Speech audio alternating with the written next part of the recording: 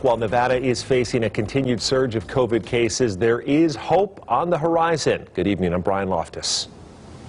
And I'm Denise Valdez. Earlier tonight, the governor says a limited number of vaccines will soon be in Nevada this month. But still, a lot needs to happen before everyone can get one. Sasha Loftus is in our newsroom tonight with more on the governor's update. Sasha? Denise and Brian, great news on the vaccine front. Governor Sisolak says he hopes to have the first round of vaccination doses available in the next few weeks by the middle of December here in Nevada.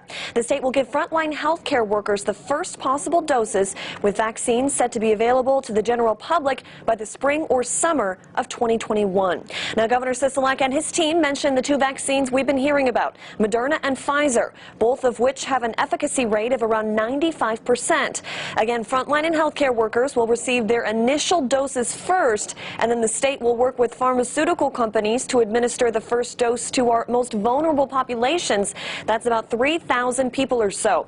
Governor Sisolak also spoke on the hope this vaccine brings to end a dark period here in Nevada and across the country. I have hope now. A vaccine is coming. Within weeks, we will begin distributing and giving people needle sticks. I mean, that's a positive thing. This has been done in record time. And it's our hope that we can get as much of this as we can out in the general public. We'll build more and more immunity, and we can start to get back to our regular lives. The Governor Sisolak also wanted to emphasize that the vaccine will be administered in 2 doses, with the first available again this month. The time in between doses would either be 21 or 28 days, depending on whether it's Pfizer or Moderna which is administered. The governor also mentioned our current numbers here in Nevada, that they're concerning to both him and to our healthcare workers. He is urging everyone to take all necessary precautions so he does not have to reinstate any closures here in Nevada or, of course, here in Las Vegas. Denise.